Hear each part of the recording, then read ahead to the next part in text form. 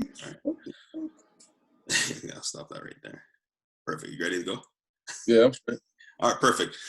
Welcome into the First and 10 podcast. I'm your host, Brandon Graham, and I'm pleased to be joined by 2019 first overall pick, Canadian, Calgary, native, Alberta native, Shane Richards of the Toronto Argonauts. Welcome to the show, man. Really appreciate having you on. Thank you for having me. Thank you for having me. 100%. So you're in Calgary. Are you with the family in Calgary right now? Yeah, right now. Flew back out once, COVID kind of got crazy. So I'm back with the parents kicking it. It's kind of weird being home right now because this is really the longest I've been home since in about 7 years, low key. And I've only been home for like 2 months or 3 months. So it's definitely been like a roller coaster. Of course, roller coaster this year. Of course, this year's kind of like a catalyst for growth too, but a lot of stuff. It's good that absolutely good. You have time with family as well. So I'm going to start with this, just about your journey with football. But first of all, from Jamaica, right? Grew up in Jamaica. Mm-hmm. Which part of Jamaica?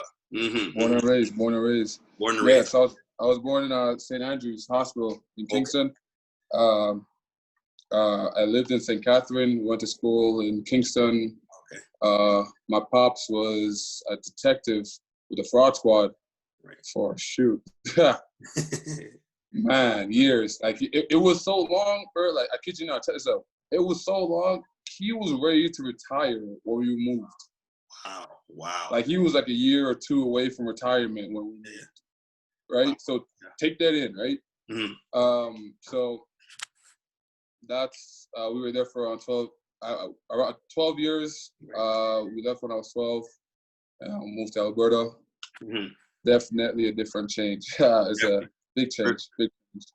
Of course. My dad is actually from St. Catharines, right? So St. Catharines, born and raised, of course, there too, and brought over here. So that's awesome. But we're in Toronto. I'm in Toronto right now. But just talking about your life, coming from Kingston to Alberta, right? Like, first of all, when you touched down, how old were you when you got to Alberta?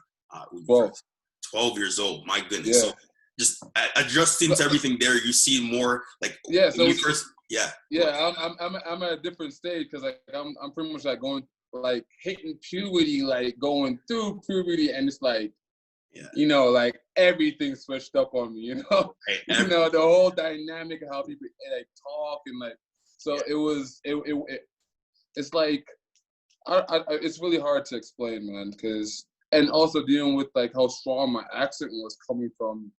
Like from Jamaica, like, and kids don't care.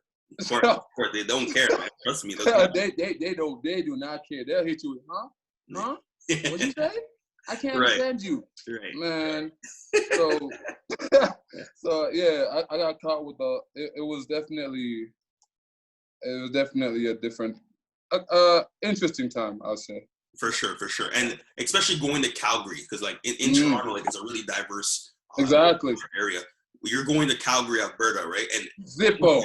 Yeah, we don't really know too much about that, but you're down there. Do you see many people like you? Do you see many people? How is that? Like black people? Yeah, you will definitely see black people, no doubt. You like, I don't know if that's the concept. I don't know if that's like the idea out east that there's like it's just like all like white Caucasian people out here. Yeah, that's not. I don't think that's the case. That's definitely not the case with Calgary. Calgary has a lot of races for sure because you do have like a lot of Nigerians, different parts of like everywhere. They're all coming here as well too, right? Yeah. So there you do have a lot of black, but you kind of get to realize there's different types of black people, right? Because of the culture. Like we look alike, but like trust me, we're not all the same, right? With how we grew up and whatnot, right? There might be a few crossovers and a few carryovers, but as far as like Caribbean Jamaicans or even like any other Caribbean people, there was a few, like a handful. I kid you not, maybe a handful, but that was it. That's different. And that was a big thing coming from like. And that's what I would like at that time. That's probably where I would have been drawn to, if I saw it around me. But like, I ain't see nothing. You just went with it. Was course, me, right? Man. Yeah. I mean, the thing is, it was kind of dope because I didn't really see as more of, oh, no one was around me, blah, blah, blah, be depressed type thing. Yeah, it did take a toll on me in some ways, but it was kind of cool because like I get to see, you know, Calgarians as Calgarians, like, how do y'all move? Right. Like, what are y'all, you know what I'm saying? Like, what makes Calgary Calgary? You know, what's your what's your history type thing? Of course. Yeah. Like, you know, Toronto people move, just how Calgary people move, how Vancouver people move. Like, y'all move all different. Yeah, I'm so glad, of course, you drafted Toronto so we can obviously have that back and forth. Absolutely. For sure. So growing up too, you know, with your parents, Jamaican parents, very proud, of course. Education, of course, has to be the forefront, right? Oh, so, they it's dope because that was kind of thrown in my face. And when I say thrown in my face, I would say, like, y'all know, if you know Caribbean parents, you gonna know exactly what I'm about to say. So my pops got his bachelor's while we were in Jamaica. Remember, I was there for 12 years. He was getting his bachelor's in those 12 years. Got it. Of those 12 years, I probably remember a good 5 to 7 of them years. Yeah. When it came, like, I do remember this to a T. Like, there were times we were in the parking lot waiting for him to finish his classes. Like, me, my twin sisters, and my mom, like, kicking it. When I say kick it in the car, bro, like, lights off type kicking it, bro. Like, doors open. Like, we using the lights to do homework. Like, that's the type of kicking we're talking about. Yeah, I got kicking it. And, like, now I know, like, how college works. Like, you don't finish, like, depends in the classes. And because he worked through the day, it was all night classes.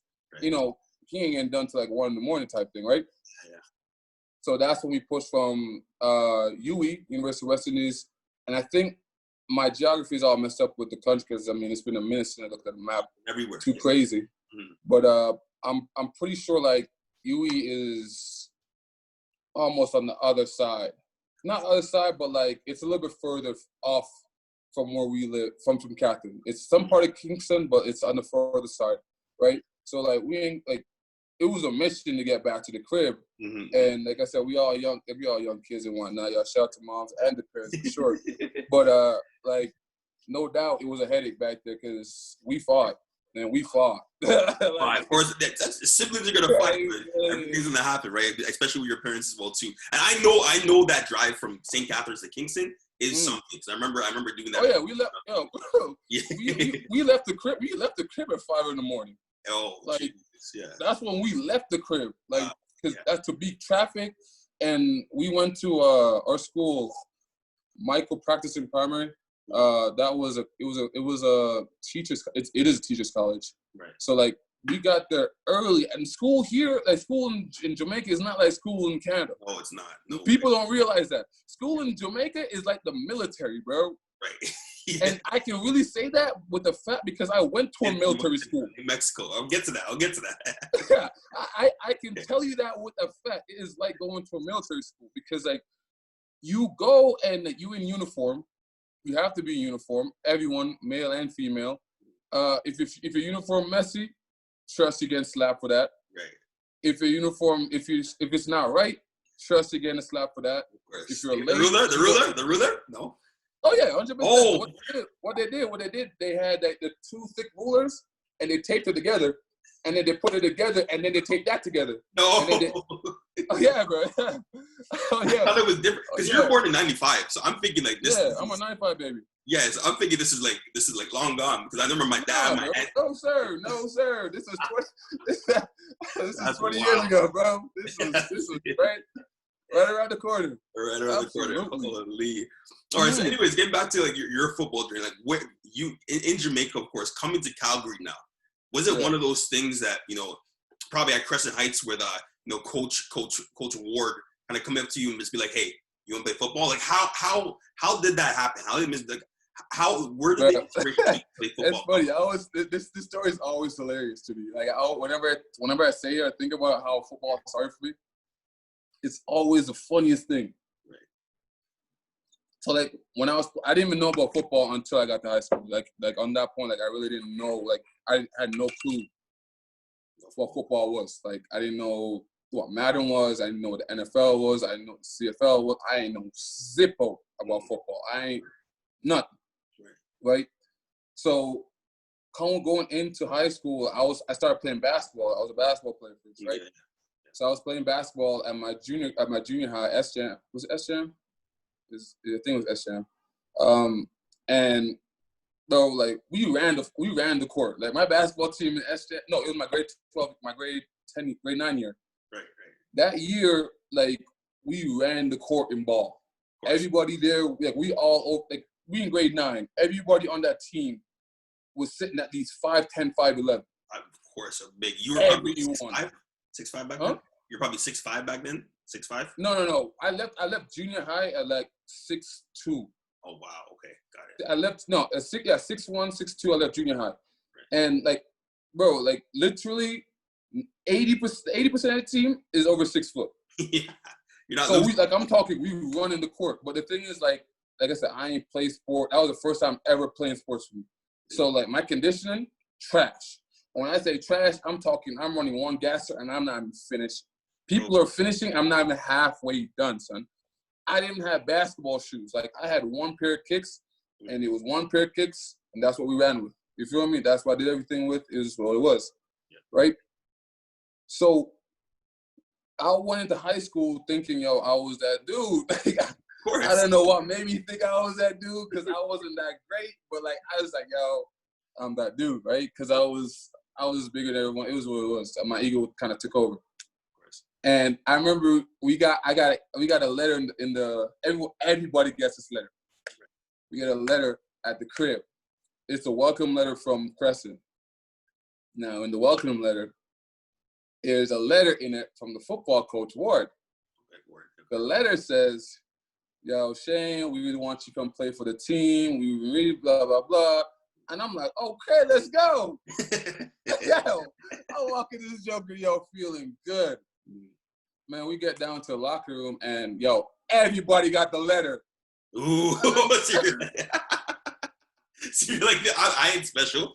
Coach Ward played. I'm looking at myself like, bro, what the hell? What's going on here, man? But no, it was, and that's how I got introduced to football. Like I went in, and they were like, yo, what do you want to play? Because after I got the letter, I kind of looked up, because I didn't understand offense and defense. I was like, I kind of knew there was two sides of the ball. That's pretty much all I knew. So he was like, O and D. He was like, yo, what do you want to play? I was like, both. That was my first answer, both. He's like, nah, you got to pick one. I was like, oh. He's like, okay, you're O-line. That's how I became an offensive lineman. Really? Just like that? Yep, just like that. His coach, wow. And he was like, yo, O or D. I said both. Right. And crazy enough, my grade 12 year, I ended up playing both ways. Oh, there we go. So you got a chance to actually play there, and because Coach Ward. Yeah. Like, it's crazy how that story starts, and then of course where you've gone from that point. That's something. I think about it every now and then. It's so been a ride. Of course. So first of all, like with just drawing back before that, you're in football, were your parents starting to like when you started playing, you're like, okay, like when did you realize like, hey, I'm gonna lead this. I'm better than most of these people at this. I never really got to that point. Right. For me, it was I'm a logical thinker, right? So for me, it was like, I'm not going to do it if I'm going to be ass. like, I'm not like, if I'm not going to do it if not if we were losing. Like if me personally, right. If I'm looking at myself in the film, I'm like, yo, what am I doing? Right. You're done. I can't. Right. Because like, for me, I'm looking at it like, you got to be improving in some way, shape, or fashion, right? Of course. And if I'm looking at it, if I'm not seeing no improvements, oh man, and it's tough for me. It's tough. It's just tough for me. Now, I just never really got to that point where I think I'm better than everyone. It was like, okay, what's next? You know, I played for when I played for Crescent, I was more athletic and bigger than everyone, so naturally I played and started and whatnot. But then I played for the Colts, and then I got to the Colts, and it was a little bit difficult because that's Mexico, right? No. No, I played that's for what they call. the junior college team here in Calgary. Got it. Yes. Adam Lissinetti, he's still my coach to this day. I was playing for the Colts when I got recruited. Well, scratch that. I was supposed to go to UC. Right. Yeah. I was supposed to go to UC, but because of grades, I couldn't go to UC, so I ended up going to the Colts. Right. So I was, I think, 17, 18, and I was starting with the Colts, but now it's not about athleticism. Like, my strength ain't gonna get it done. Like, it has to be more to my game than just being bigger than everybody, because now everyone's somewhat big. Like, I'm still a little bit bigger than most people, but like, these guys have been playing a little bit longer than me for one, and they've been at, like, you know what I mean, they've been really at it. Right. So that's when I really started like buckling down, and then like that year I won rookie for the conference, rookie lineman for the conference, and then that's when I kind of slid. I went Team Canada, and then I went to New Mexico, because like if you look at the progression, like I kind of started at the bottom and worked my way up. Of course. Like kind of go through levels. Simply because I ain't know, and like I said, to this day, I still don't know my potential. I haven't.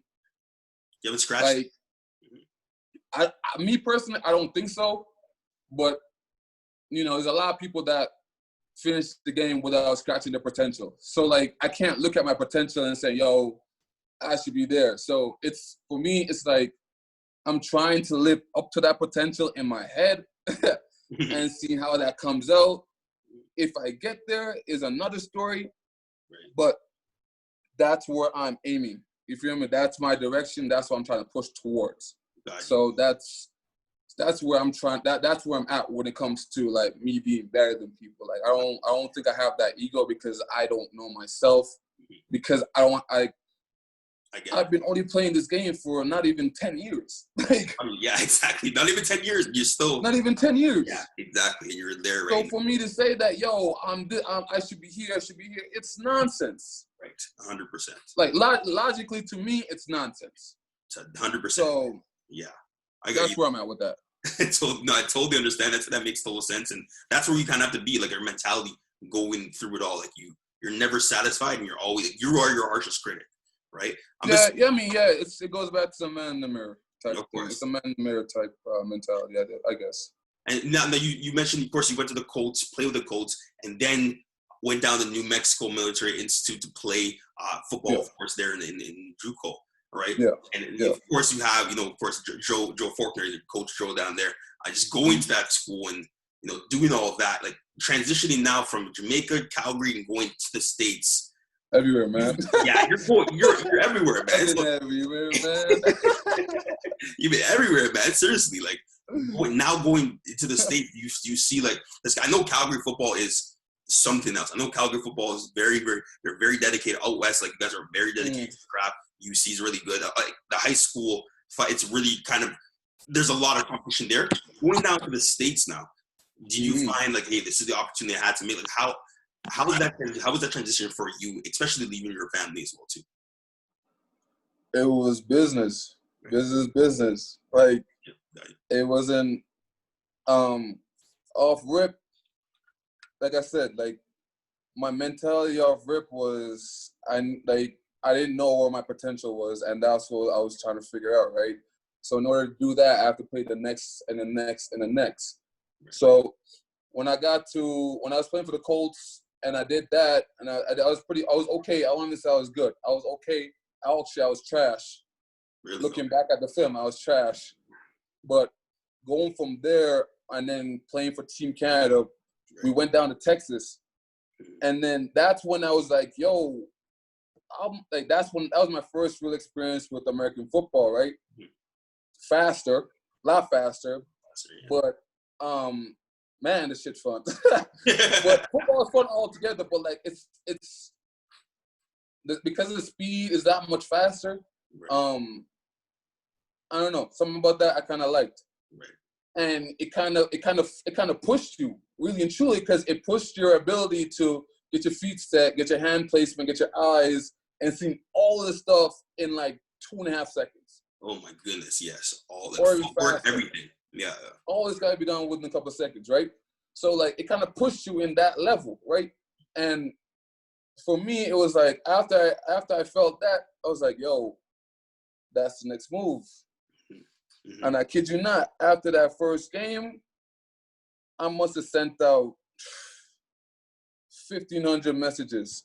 Wow. And from there, we got selected to go to another camp, another Team Canada camp, the All-American, it was a World Championship Bowl, okay. IFF Championship Bowl. Yeah, it was in Kuwait. Yeah.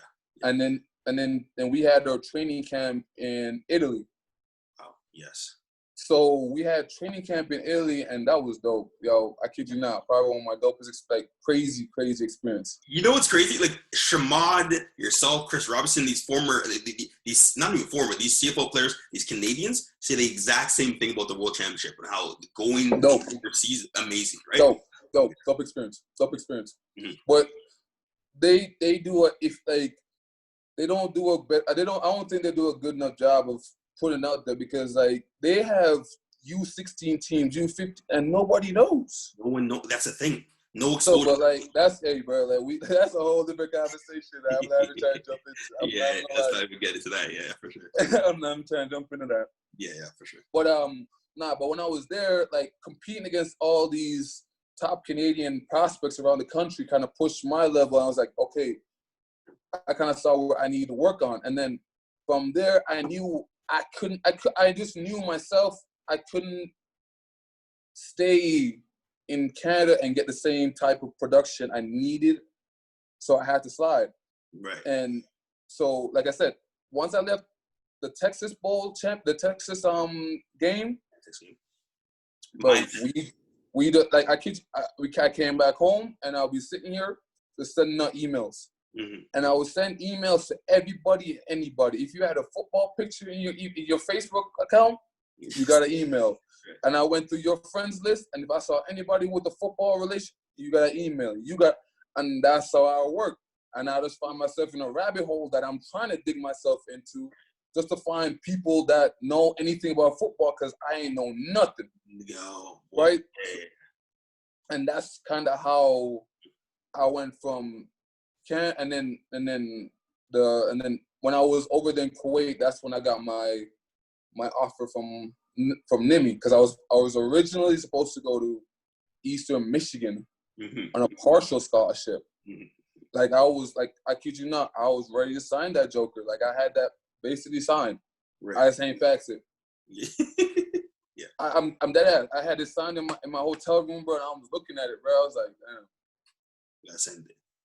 Because like I knew if I had taken this, so I didn't at the time. I was still figuring out what divisions football was. I didn't know there was JUCO, D1, D2, D3, D4. I didn't know. Mm-hmm. So at this time, we had a better understanding that Eastern New Mexico was D2, I believe, or D1 AA. Mm-hmm. One of the two. I'm not too sure which one it was. And nothing to knock any of those cats whatsoever, because them boys work hard. Nothing to knock any of those cats, but I knew if I had committed to them, I'd have locked myself into a certain level. Of course, yeah. That I knew it might have been a bit harder to get out of, because I was a Canadian. I ain't know nothing about football, and to transfer, I probably wasn't going to transfer. So I didn't know you could transfer at that time anyway, so it wasn't even like I was going to do that. So I was looking at it, and then I got the email from Coach Ford, and we're going over, and I was talking to Adam about it, and Adam was like, yo, so the thing with this offer is they're paying for everything and whatnot, just like, not even like Eastern. Eastern was partial. Right, partial, yeah.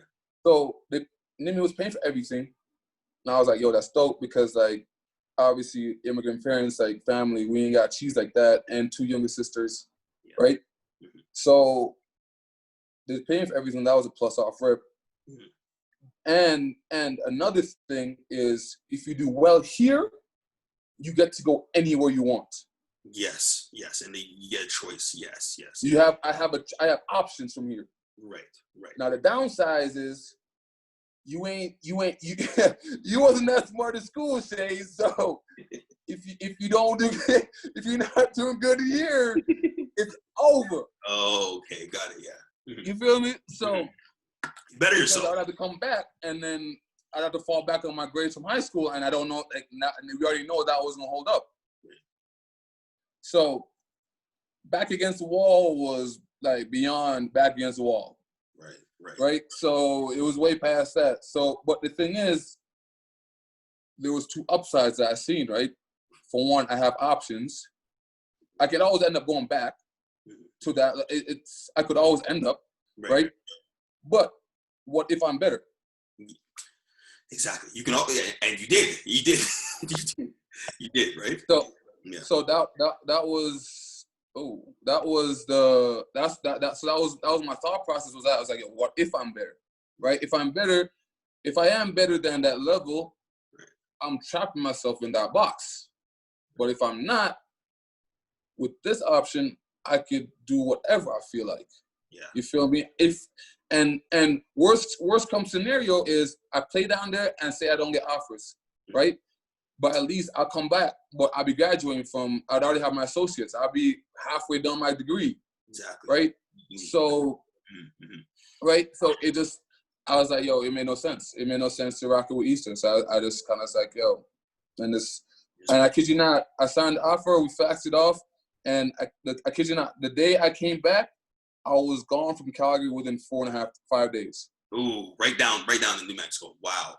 Right down. Like 5 days I came back, packed, got my immigration, and I was out in 5 days. And I was gone for I really feel bad for my parents because I was really gone for a month before that because remember we were just coming back from Kuwait. Exactly. So they really saw me for 6 days and I was sliding. So wow. It was but it's and the thing is I ain't really telling them about I just kind of did it. Right. I just did it because it was the way I kind of looked at it. It was like it was me doing the work, not them. So at the end of the day, it was my choice. So I just took my choice. And that's good. It's amazing though. I can just sense that the support system in your family is super strong, right? Just by seeing everything and how they've inspired you. You got your twin sisters, you got your parents as well too, kind of propelling you there. And now they see exactly. And we'll get to that. But what I want to ask you is, I have so many questions to ask you, but do you feel like you're prepared for military school or for that JUCO down there? And you're playing obviously with in New Mexico, but were you prepared for that, the kind of militant approach that you had down there? See, people always think that it's military thing is it's real. The military is not crazy. What's crazy is people don't know how to listen. Exactly. That's what's crazy. No, because look, the military school was, I wouldn't say it's dumb easy because you have politics to go through, but to survive there is very simple. They have, I kid you not, they have a list of rules you follow. Half the stuff you do, half of this stuff you're not even gonna be a part of to end up breaking. You have to really go out of your way to do it because so how it was you had you had to be. They have formation in the morning at 5, I think, 5:45. So yeah, formation. Then you march to the mess hall, the cafeteria. You eat, and when you get to the mess hall, every troop has to get in there, and then I think we prayed, and then they sent each troop off to get to eat because within each troop is around, you have high school, you have college cadets within each troop, but each troop forms, the squadron, right? So we had 3 squadrons, and each squadron had around I think 4 or 5 troops per squadron, right? So that's 8 different squadrons within the troop, college and high school. Got it, math. Right? So they did it by squadron. So, squadron 2 would eat first one day, squadron 2 would eat first, squadron 1 would eat first. Rotate. But yeah, exactly. Stuff like that. But I guess it's a lot of kids eating. So it does take a while before we can go back. So 9 times out of 10, and to be honest, I'm not no cap, the food wasn't great. That's why we have four Bro, corners. Listen, Four corners, fam. Listen. Yeah. When I tell you there would be days, bro, like it'd be better off not to eat. Really? Like, bro, you think I'm, bro. Wow. Hey, some of my old phones in Toronto, because all my stuff's in Toronto. Some of my old phones in Toronto, bro. I have pictures. We have pictures of the food they serve us. Bro, it's Fire Fest. Bro, I'm telling you, we don't touch it. We can, But that was just a part of their spot. So like you just end up eating like a bunch of PB&J sandwiches. Like I'll go months eating PB&J sandwiches. Bro, what? Breakfast, lunch, and dinner. And play football at all off a PB&J sandwich? Okay. Well, so you really grinded. The thing is, but the thing is, the football, so when we went off with the football team to go play, they fed us so we ate properly with them. That makes sense. But the school itself, we wasn't eating the food there. They knew that. That's well known. Like I'm not even. If anybody from Nimi hears this, they know that for a fact. That is well known. Nobody not touching like that, right? There's times when you start, you gotta slap it. But they do every now and then. They do redeem themselves because they had like these crab boils every now and then, and it's all you can eat, crab boils, stuff like that. So and that be slapping because it's crab, bro, and it's kind of hard to mess up crab. So and those days we walk out that joker like puking type thing because that's rare because we don't no not in a bad way. Oh yeah. Overate like overate. Yeah. No, like we just like too much. It was too much, but like. It was like stuff like that, but the thing with that school is like, how people got in trouble was like either like they broke the rules. So like when you first get there, you're a rat. You're known as a rat. Yeah. Recruit at training. Mm-hmm. Also, rat. They can you can push that multiple different ways. For a recruit. But so when you first get there, you have to go through like a rat boot camp type thing. That includes you have to wear this rat hat. It's a red hat. It says Nimi, and that's so people know you're a rat. Also, your patch, it's a red patch, and that's so you know you haven't ranked up to like a private yet. Mm-hmm. So while you're a rat, you can only walk on the right side of anywhere you go. You have to be on the right side. Anywhere you go, inside the building, anywhere, right? And before when you get to stoop, so when you get to also where all the troops are, we call them the box what they call on the other side. It's a box. They call something else on the other side. Mm-hmm. But when you get to those parts, you have to run once you're inside. Like it has to be a light jog. Right. You can't be walking. You can't be cutting through corners. You have to be done. Yeah. Yeah. No. Well, not done. But you have someone say screaming across the box, run, type thing, right? Or dropping, screaming, dropping in 20, and you have to one search, type stuff like that. Got you. But so you have to run. Remember, you have to hit every side and you have to square every corner, type thing too, right? Square every corner, jog. Square every corner, jog. And then once you get there, if anyone's on stoop that has any rank, you have to. They call it sound off.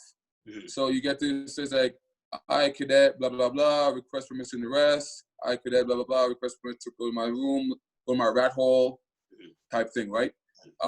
So that's some of the requirements as a rat. Or when you get to the mess hall, we eat. You have to say, I don't know if they're still pushing like that, but at the time they didn't. They were falling off at the time when I was there because you have to sound off to eat as well, or to use salt and pepper, or to drink type thing. You have to sound off all that stuff.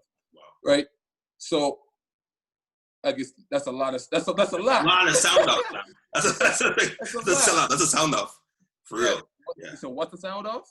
That's a lot of sound off. That's a lot of things to actually announce. Yeah. It's a lot, but it is a lot. I'm not even gonna mean it is a lot. It's a lot to ask to the kids, and really and truly, it's a lot of pressure.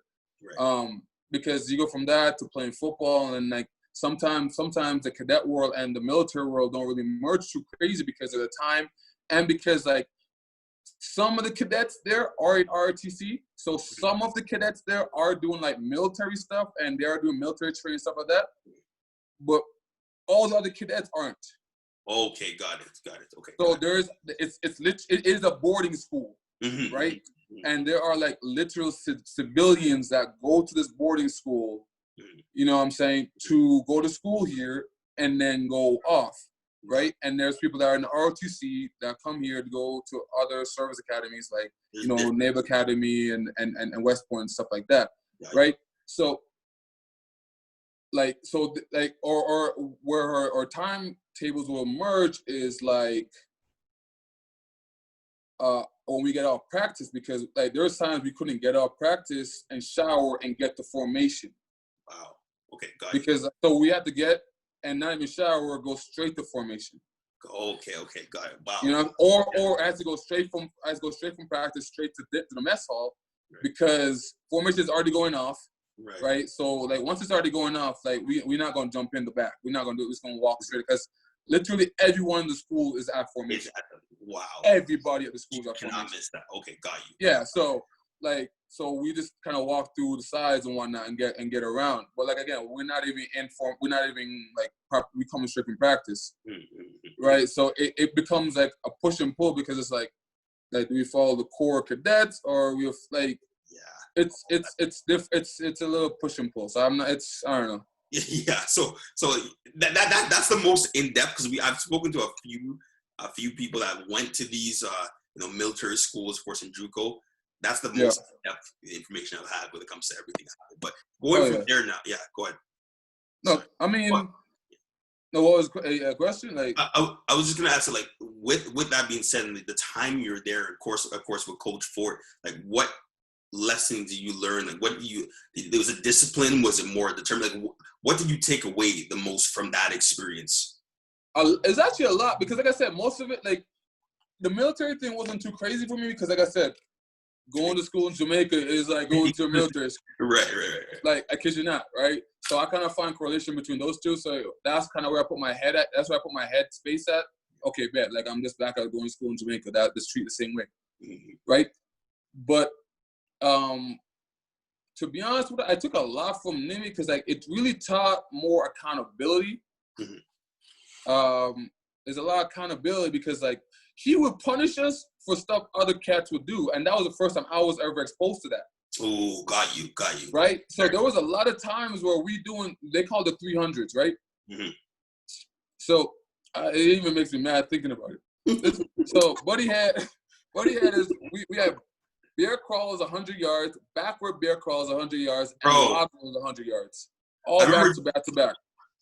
And so he would do that if anyone ever came without like the right uniform. Oh, jeez. So that's one of his rules, was like, be where you're supposed to be and what you're supposed to be at what time you're supposed to be. Right? That was one of his top 3, right? So uniform was always a big thing. If it's not the right way, make sure you communicate with, if you say, yo, Coach Ford, yo, my stuff ain't, I mean, he's not gonna lose it, at least he knows, right?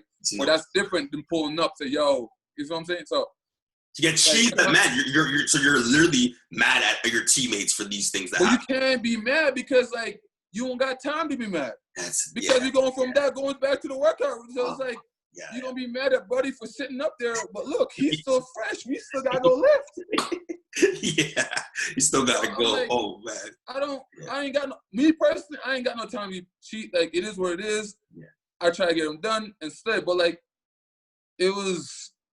So accountability was a big thing for me, and understanding, and really and truly understanding like how I operate when it comes to school, right? Like, how do I study? Like, what study methods work best for me? How do I write best? Like, under what conditions? Like, what do I need?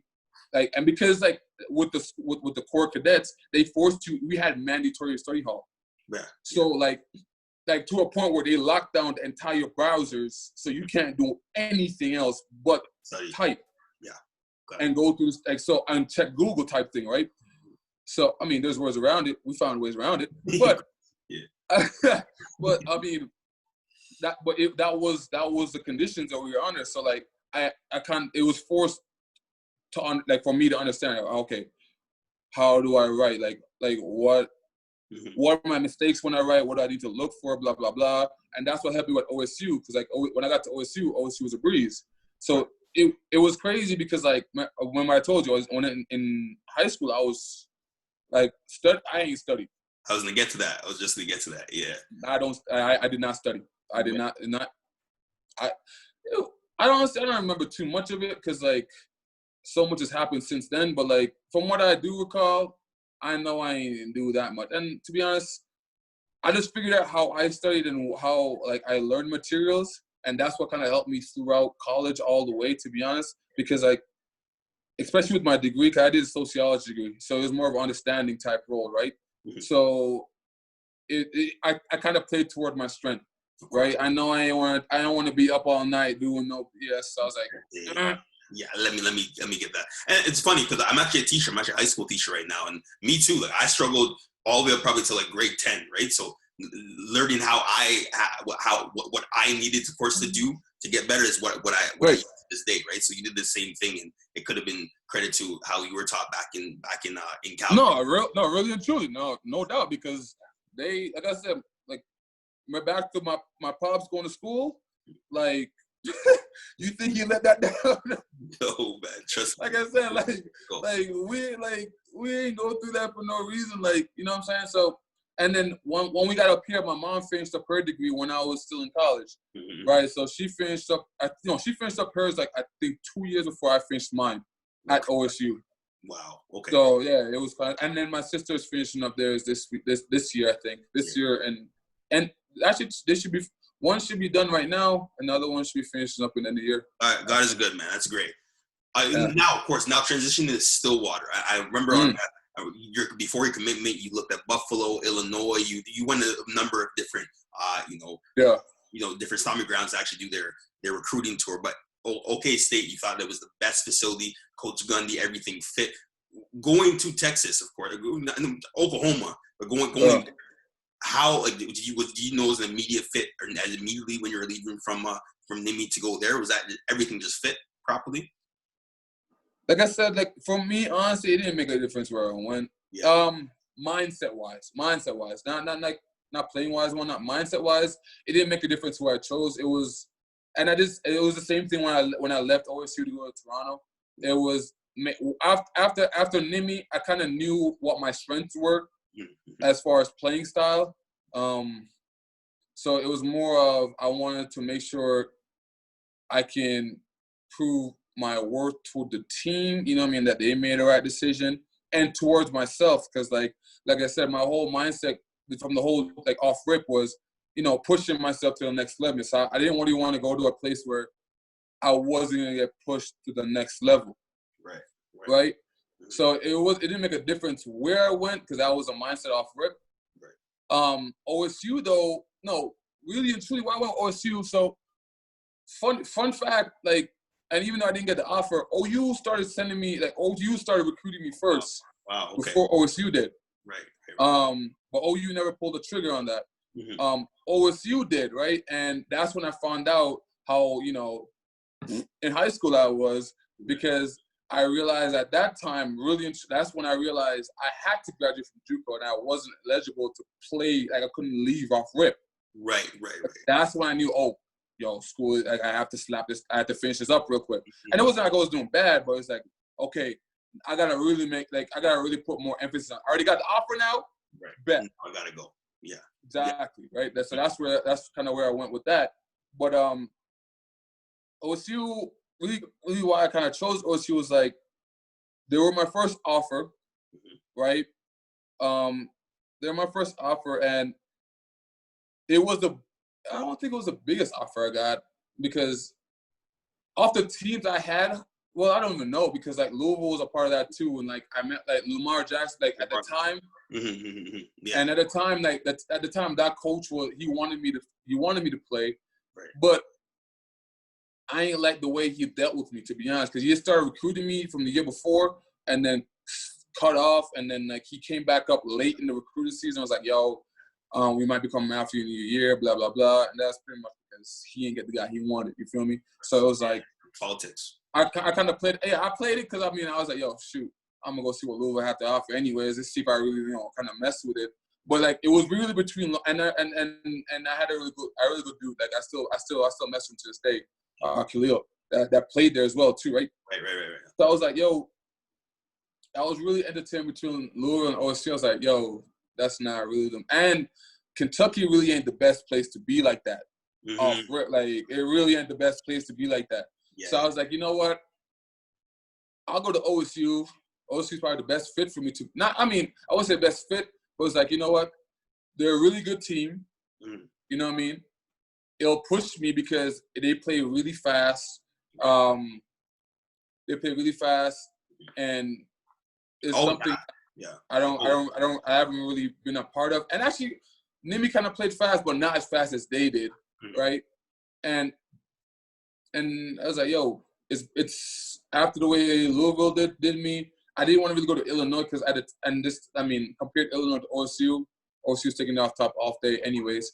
So I was like, you know, so I was like, yo, you know what? OSU's the way to go. And I mean, I'm happy I took the choice, no doubt. I'm definitely happy I went to OSU. That's what it is, right? So Coach Gundy there, being there for a long time. Of course, you had some really good coaches, of course, on the offensive line as well too. But you speak a little bit about, like, of course, you have your junior year, then you redshirt, right? So you redshirt, and of course you have that talk. Of course, you wanted to actually graduate that year and get going. But looking at that now, do you still believe that was? Does that still kind of mess with you? Really wanted to keep going? Like how that year was tough, man. That year. There, I kid you not. Like I kid you, there's probably a good 3 or 4 times. Like a few breakdowns happened at OSU, no doubt. Right. A few breakdowns happened at OSU, but that year was tough because, like you said, basically what happened that year was going into my true senior year. We had gotten a transfer from Cal, Aaron. Real good dude. We're still like I have nothing but love towards Aaron, no doubt. He knows that. So basically, I was starting going up, and then they threw him in there. What was told to me was, and I do believe this is exactly what the plan was. They wanted to redshirt me because I had a redshirt year, and really and truly, it wouldn't hurt me to take the redshirt year, right? That was the plan, right? And I knew that before the season even happened, before they even did it. They're like, "Yo, this is what we're gonna do." They were very vocal with that. It's not like they did it all. I didn't know what was happening. They definitely they sat me down. I was like, "Yo, look, we know you were starting and but your redshirt year, you can use that year to get better mentally, to get better. Like we still want, like I said, like I was a part of, like I kid you not, good 2 or 3 weeks before the first game, right? I was starting to practice, right? However, they're looking forward to the next next year. I can't fault them for it or whatnot. Obviously, I'm honestly, I kind of took that more on a chin towards myself because if I was much better than him, there was no question about it. But so basically, that's what happened. They're like, "Yo, we're gonna bench you this year because you're gonna travel to I traveled to every game. I dressed for every single game. Actually, not the last 2 because Coach Henson wanted to flip some guys too that hadn't dressed and whatnot. I was like, yeah, I didn't really care. Because we already knew what was going on. But I dressed to every, because he was like, yo, if anyone goes down, or things are going really sideways, we'll toss you back in. So you gotta be ready for every game. So like, even though I didn't play and I was redshirting that year, I still rotated with the starting 5 every practice, and I was still a part of it was like we had 6 linemen in the room pretty much. You know all the schemes, all everything. Yeah, it was. I was starting. If really true, I was starting. Right. So so the start of that, like after they told me, obviously, like it really did take a big mental hit on me. Like I wasn't really trying to really do too much, to be honest, because it really didn't make a difference what they did. Right. But I kind of got through that, and it was like, you know what? There's not really much I could do anyways. I kind of what it really was is like, you know what? If they crash and burn because of it, they crash and burn because of it. I can't do anything about it. And I kid you not, that's really where I was like, you know, I can't change it. I cannot affect anything that they want to do. If they want to do this and it doesn't work out for them, that's on them and nothing but them. That has nothing to do with me, right? So and then once I got to that, I was like, bet, where am I ass at? And then after that, kind of figured out, let's just get back in the playbook and try to really understand the playbook. And then that's where I kind of transitioned from being like a tackle to more of a center, mentally. And really and truly, even on the field, because I knew after a certain point they were not going to play me. I traveled every game, but like I knew they weren't going to play me. They were going to do anything but to play me because there's already been so far in. I was like, forget. I just tried playing everything on the line. So I literally went to center, and I rotated with the centers just to give them more rest because they didn't have that many. They didn't rest that many, and because I had gotten so much better mentally with it, they kind of trusted me at center a lot more. Right. So even to a point where my redshirt senior year before I got drafted, like I was listed as a backup center for a good 2 or 3 games. Oh wow. Okay. Yeah, like I was taking reps as a center. Like during that camp, I was backing up every position. I was picking up back rep. We had 2 practices. We had one in the morning, one afternoon. I would play right tackle, right guard, and center one in the morning, and do left tackle, left guard, and afternoon. Wow. Yeah, I did everything that year. Wow. Yeah. Yeah, so you're just a quick learner. You kind of the coaching staff had to trust you. Of course, it was tough, but like I still think you end up having or paving the way for like the best rushing season that in the Mike Gundy era, right? So like literally in the Mike Gundy era, you guys had the best rushing season, since 2005, since he's been there, right? So and that's backed off you being a right guard. Hey, shout out to everyone who was on that team, no doubt. It was a lot. I mean, we didn't really reach our full potential, no doubt. We didn't really, I don't think we did. I think everyone would say the same thing. We did make a lot of mistakes, but they're doing it now. They're having a time right now. Yeah, they're playing well. And another thing too, I wanted to step on with you and touch on all academic, second team all academic in the Big 12. Yeah. Like, how is playing in the Big 12? First of all, like in Stillwater, it's like everyone there. Like I know they're super fans, but like really, when you start playing the Big 12, is this a different kind of monster? In what do we mean? With the energy, the crowd, like every single place you go to, like just the atmosphere. Well, yeah. I mean, when you first get there, that's what you get pulled by for sure. Because like my first ever Big 12, like my first ever college game was the first game I ever played in. Right? I never seen one in person, so it was like, it was first ever seeing that many people like doing the walk. So I didn't even know what to think.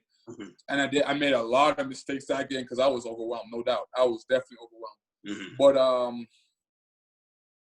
after you get through like the first couple of games and like you really realize like, it's just football. And like you kind of take it away from, okay, it's nothing to do with these guys. I think it ain't got nothing to do with anybody else but what you do on the field. And really and truly, like Gundy always said, it's like, just do your job. If everybody does their job, we're good. Everything gonna go great. So that's kind of where I kind of fell back and like start really worrying about what the receivers did and all, and running back and blah blah blah. And because I understood what the center was doing, I kind of already knew what they doing. So it was like, I didn't really have to think too much, like worrying about, what's going to happen if this happens, because I already knew exactly what's going to happen off rip. I knew our front was in front of me. I knew where we're going with the play. If they rotated one way or another, if the safeties rotated, the linebackers came down. Like, it's either me making the call on that team, on that line. It was either me making the call or it was either center making the call. And it got to a point where it was like it was us two was communicating. Yeah. And it was everybody understanding what was going on. Like he didn't really look over because he knew we had that much understanding. Like he trusted me and I trusted him. Johnny, like I knew that for a fact. Johnny trusted me and I trusted Johnny with everything on the line as well. So it was like we didn't really have that hiccup where we didn't flow too much like that. It was like that. Just like that. And speaking of another Calgarian, Chuba Hubbard, right? So him at OK State. Like, did you know? And Eamon as well. Sorry. And Eamon as well. Eamon, exactly. Eamon as well too. But do you know that like, do you know Chuba coming in, or was it something that you knew from back in Calgary, or was it more just a coincidence in the sense you guys had? Not. So what happened was I ain't really. So they were recruiting Chuba when me and Eamon, we already committed and we were going there that year because Chuba came in 1 year after us. So they were like, yo, I really don't know. It just kind of worked out that they liked him, and I feel like really and truly Chuba, like, because I mean we talk. I mean I asked him where his head's at, like, yo, because like even anyone like even Albert, St. Albert, that's the cat. There's a lineman that they're talking to as well too. Like when I asked him, like, yo, why do you want to go? It's like I'm not trying to push them to OSU. Like that's not what the goal. Like them going down south and making big moves already was. I'm cool. Like that's what I'm happy with.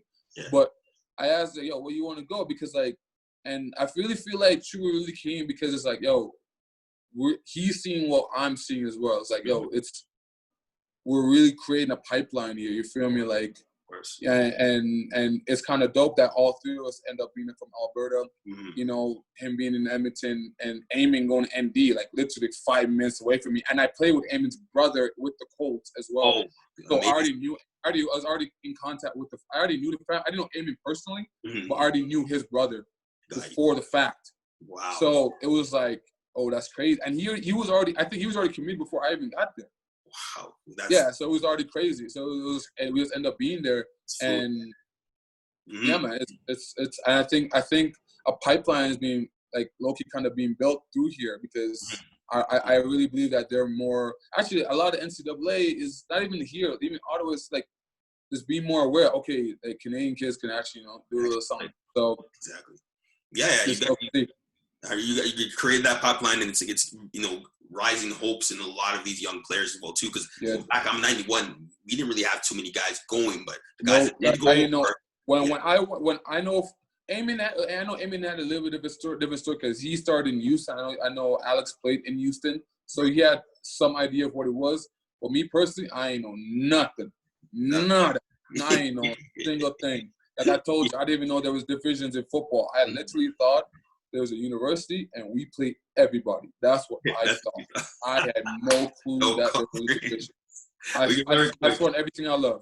Right, like everything. Well, you learn quick, but now just transition from there quick. Like your story is amazing, I think, and going from there and being drafted #1 in the CFL draft, not even playing football for an entire 10 years yet, right? With that happening, were you surprised? Like, did you kind of feel like that was like I knew you were going to be drafted very, very high, but did you ever think like, hey, I can end up in Toronto, I can do this? Like, where was your head at going from that senior season? That I think you had once again, the best line that Gundy's ever had at OSU now to this point. Like, how was that transition? Of course, after you got drafted, or even during the process.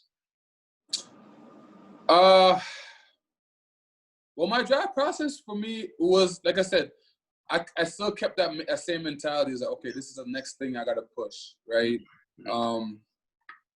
By cracking and starting on the line at OSU and having the coaches trust me, it kind of reinforced, okay, I'm meant to be here and I'm meant to do this, right? So when I got drafted to Toronto, it was like, again, it goes back to that, like, what am I worth? Like, I got to prove my worth to this organization, to why I'm here. You know what I mean? Why is y'all wasting your money on me? I got to show them why you did this, feel me? So it was like, once I got drafted, like, and it wasn't too, it was like, okay, it kind of reinforced, okay, bet, I'm supposed to be doing this. Right. So once it reinforced that, it was like, okay, how I tried to find the next opportunity to like advance my game type thing, and I think that's what I did. I think that's what I found. We'll see come next season if I found the right formula and whatnot. But I think so. Yeah, I think you did. I think you did. Of course. It's my first year. Hey, it's my first year. I don't know if I'm doing the right thing or I'm completely off. Like, all I know, I kid you not, all I know is I remember talking to SJ Green. Green, yeah. And I was like, yo, what do you do in the off season, son? Like, why are you like this every year, son? Like, why are you Mr. Like, you know, like Julio Jones. Why are you Mr. Julio Jones down there? Like, you feel me? Like, not to brag him, but like I'm gonna give the man respect. Like, why are you this legit? Why people look up to you like this crazy, right? What do you do that's so special? Right. And then he was like, this was like near the end of the season because like I'd already torn my groin, and it was already over. So I was already looking for it next season. So he was like, bro, I kid you not, in like the 16 or how many million years Buddy been playing, I ain't never missed an off season, not one day. And I was like, word? He was like, yeah, not one day. I got my program and we work. Period. I was like, oh, say less. And then once I found my trainer out east, you know, we got on the program and we were making like, I was like progress as in like being more like my strength level, and my strength level was going up. It was going up. It was a little weak because, you know, of my groin, so I was definitely taking stretching a little bit more important. But I was making decent progress, but I don't know what it would. I don't know, and it's crazy because I don't know how I would have played that like this year, because at the time I think I was like 3 when I left Toronto. Like when we stopped working out, I think I was like 320. I would say maybe 3. Yeah, I'd say 320. Right. But like I saw 320. But we didn't start the running portion of it yet. So I really don't know, like, because I know that would have slimmed down a lot more once I started running. So I don't know how that would have looked. But now I'm kind of curious how this is going to look, because once that got done, I came back and I started lifting again. And I kind of went back down to the basics and tried to work way more of my flexibility. And then I got into boxing. So I'm boxing a lot more now. And just doing more flexibility. And I haven't touched weights in like a month and a half. Must be a monster. Right? Yeah. So like I've dropped a ton of weight so far. I don't know if my strength is there yet. I'm like, man, I think I'm like 3 pounds off from where I want to be to start before I start lifting. Like, so once I get to that 3 point, that's when I'm gonna start the 3 pounds of weight. Once I get that cut off, like a healthy 3 pounds, like, you know, hydrated and I feel good doing lifts, and those 3 pounds are gone, I'll get back, like, you know, more into the gym. So that's the formula I'm rocking with. So we just, you know, we're going to see how that goes. Of course, you're going to have a great year coming up, of course. And then I see the tape, I see everything. Everything's just getting better and better. And when you see SJ Green, as you said, well, like this Julio Jones, the CFO, this guy doing this every single day, you're going to take that same formula and apply it to yourself too, right? Well, yeah. I mean, the way I looked at it was like, yo, I don't really know nothing. So right. I can't. I have no basis to say anything or even like try to apply anything. So I didn't even try to think of nothing. I was asked Buddy what he did, and it's like, yo, let's try to make my version of that. 100%, man. And even want to talk to you too about your owner of Four Corners Wingstop as well in Calgary. Like, you opened up a shop. Could you please open that up in Toronto? Like, I'm watching your Instagram. I'm like, yo, I'm literally craving it even after this. I'm trying to get wings, but like opening that up, is that a family business? Is that something you've just taken on yourself? Well, that idea kind of came about like a good, like, I want to say like 4 years ago. 4 years ago it came about, but with playing ball in the U.S., you don't get that much time. Of course. Because like you come back, you probably come back home maybe for 3 weeks or the entire year, maybe. And you know, and with the pandemic now, like those guys probably not come back for another year and a half. To be honest. Yeah. So because like you just don't know if you can get back in or even leave. So, at the time I just ain't like I just have the time to do it. And then once everything shut down, you know, I'm not, because I was at the airport a little bit. Once we're not there, and I was like, damn, shit, this damn near red shirt year. Like, you got the time. Like, we just gonna kick it. Like,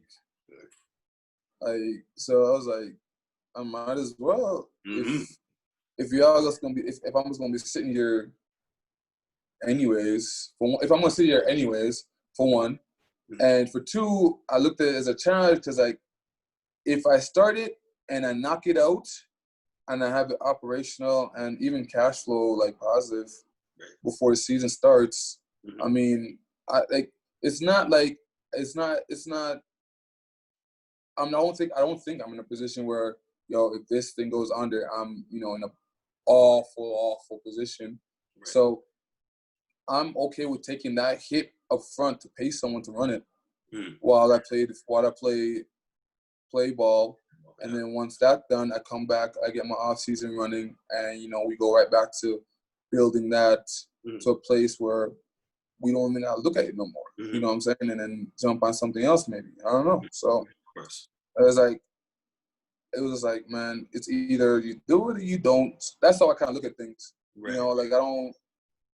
Yeah, sometimes there can be black and white gray areas, but, like, most of the times when it comes to, and that's what I kind of hold myself to, like, especially when I'm playing and this and that, it's like, either you get a job done or you don't, because if you don't get it done, somebody else will, and 100%.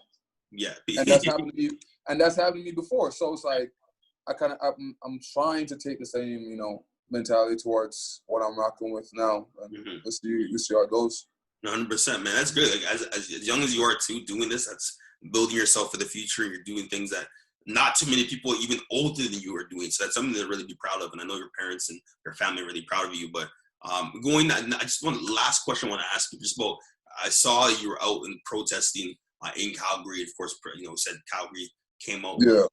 You growing up in Calgary, or like once 12 years old and up, do you find that there's, like, sense for change going on? Do you think there's like, do you have experiences of racism in Calgary around, the majority, which is, like, how is your, like, are you going to continue, like, what is your mission when it comes to that and addressing anti-black racism, and where it should go to CFO? With that, I'm on a crossroad. I'm trying to figure out what the best approach for me personally. So, it's kind of different for me than a lot of people, and I feel like a lot of immigrants could, like, feel the same way. Because, like, keep in mind, I left Jamaica, which is it's 99% black. 100%, yeah. You feel me? So I'm used to looking at a t-shirt and, like, okay, she looks just like my mom. Like, right. Yeah, I mean, like, I'm used to, like, seeing multiple black teachers walking around. Like, I'm telling you, like, they took their toll on me now. Yeah. they went to work now.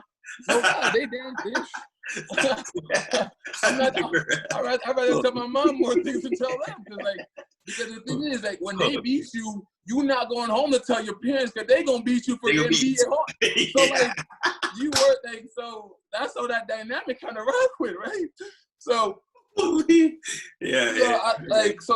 coming up here, it was, I kind of take things as challenges, right? So I didn't really understood. I still, like, honestly, I didn't at that time. I don't think I really understood what racism was, to be honest. Even looking at, you probably can say that, there is that, and there is institutional racism, because, like, we think about it, I didn't even know about slavery until I went down to Nimi. Jeez, you nothing. Oh my nothing God. About it. Wow. When I went down so in Jamaica, that's a lie. In Jamaica, they talk about Christopher Columbus and blah blah blah every now and then. But, like, I don't recall anything in the Canadian syllabus that really talked about it. That I know we talked a lot about, the natives and how, and all of that, like, all of those schools. I know that for a fact. Mm-hmm. But when it came to slavery, right, nothing. I don't recall it. Right. Until I went down to Nimi, and then that's when I kind of learned about, like, Black Wall Street. You feel me? All these things that are technically, like, my history too. 100%. Even though, but it's and that's what I'm saying. Like there's also like different types of black, because like you can also say not really because, but also my ancestors were people of slavery as well that got brought to Jamaica. It's just that we landed different places. Exactly. But at the same time, when you're down there, they're not asking you, "Oh, bro, you from Jamaica? Oh, bet, never mind. How you good?" That's not. It's, oh, you Canadian? Bet. Say no more, bro. We don't look at Americans right now. But that's not how it works. You feel me? So that's kind of weird. That's kind of where I feel like we kind of at, because a lot of people don't really think. I know a lot of people don't think the way I think, because you know I can be cuckoo for sure, but like I said, I think in ways of logic, right? And that makes logical sense to me. So if a lot of people are not thinking like that, and they're thinking, yo, you black people there, you black people, no, because like, yo, you know, we all, like I said, basically, bro, like, it's like a water, and we all came from one pond, bro. Yeah. We just ended up on different streams. Exactly.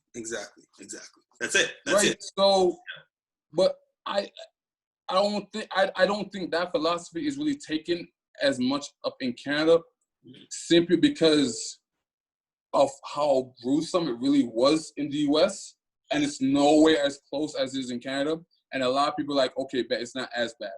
But like, still there. Because I remember I used to think it's not as bad, right?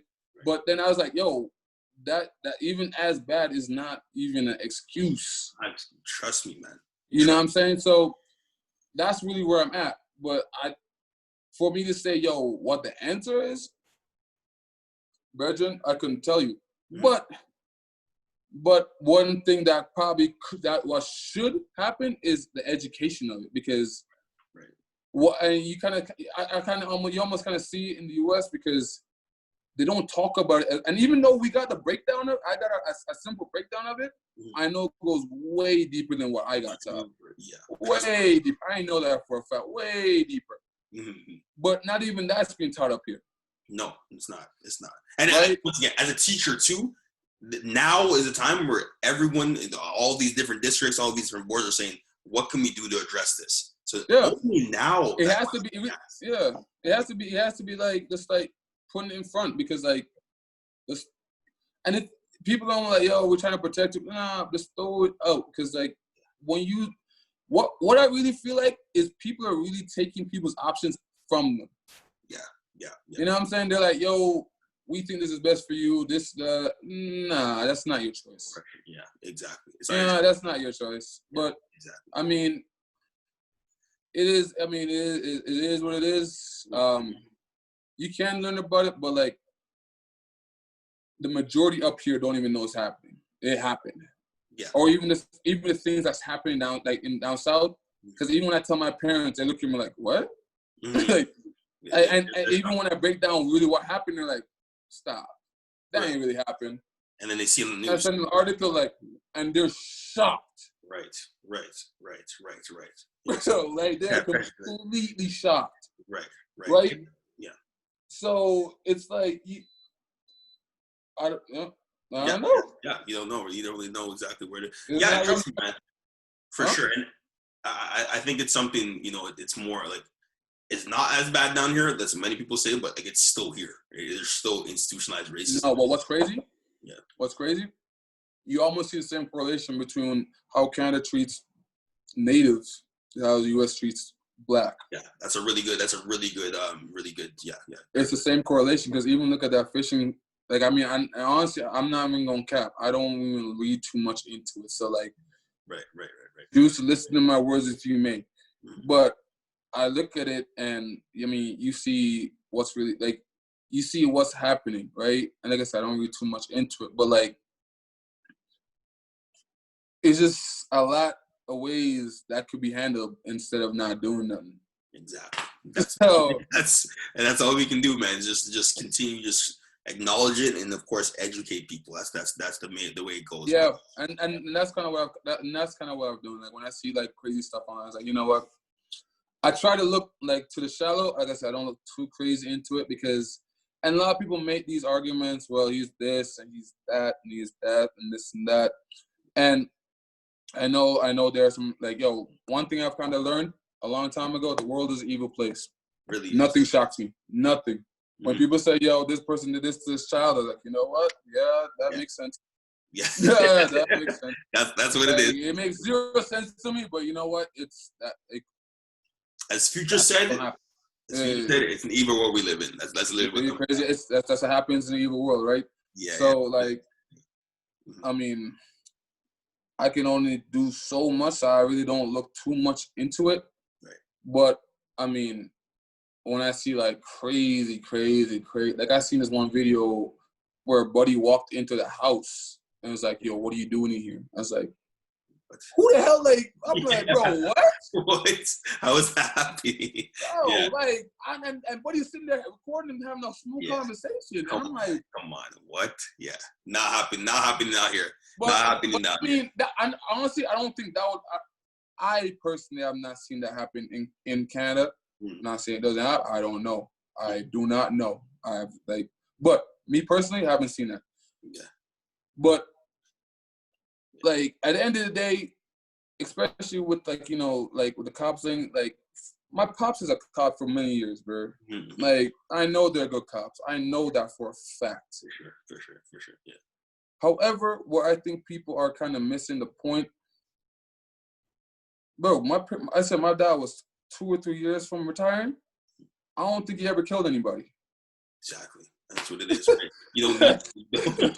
Come on. But that's all I'm trying to say. I don't.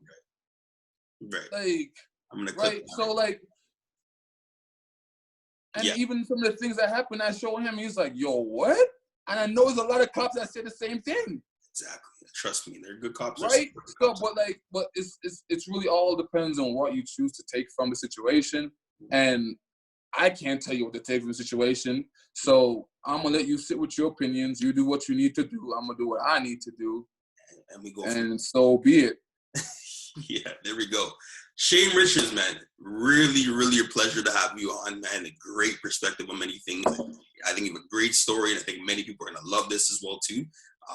Really appreciate your socials. Of course, your socials. SR for Shane on Twitter. All right, on Instagram. Everything. SR for Shane. Make sure you guys follow. I really appreciate having you on, man. I'm good. When you're back in Toronto, hit me up. I'm going to be at most. Oh, let me give one more shout out, though. Yes, go ahead. A couple more shout outs real quick.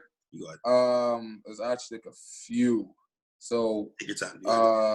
The Calgary Colts. I got to shout out Calgary Colts for one. Obviously, shout out to Pure Fitness, my boy Alex and Josh Fontana out east, my trainers. Shane Thompson, Dynamic Boxing Club here in Calgary. Off One Fitness, trust me, yo, they are great. Like, they're a really good gym to be a part of. I really appreciate everything they do for me. And my parents, obviously, you know, my parents, my family. No, and my OSU family, and my Nimi family, of course, and my Crescent family. There's a lot of families right now, man. There's a lot of people that is, and my Toronto family too. Shout out to my Toronto family as well, man. Because, there's a journey right there, man. Hopefully, we're gonna have you back in when we're, back when core COVID's over. And we have a little studio. We can bring you into that. We can do something else, a little interview, of course. And I really appreciate having you on, man. When you're back in Toronto, once again, I'm gonna link up. We're gonna do something, of course. I'm gonna come to the games and we'll see you there. Really appreciate having you on. This is the First and 10 podcast. I'm your host, Brandon Graham. Keep balling. All right.